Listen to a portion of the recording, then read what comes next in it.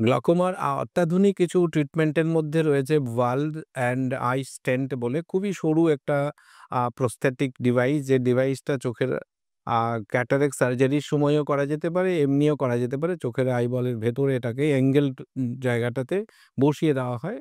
খুবই সরু, সুচের মতো আমাদের দেখতে হয়। সেটা কিন্তু চোখের আই প্রেশারকে কন্ট্রোল করে। এটা খুবই পপুলার হচ্ছে। কিন্তু খুব অ্যাডভান্স গ্লাকোমা যেখানে চোখের আই প্রেশার অনেকটাই বেশি, সেই ক্ষেত্রে এটা হয়তো কার্যকরী নাও হতে পারে। মডারেট গ্লাকোমা অবধি এই ডিভাইসটা, আই স্টেনটা যথেষ্ট ভালো কাজ করে।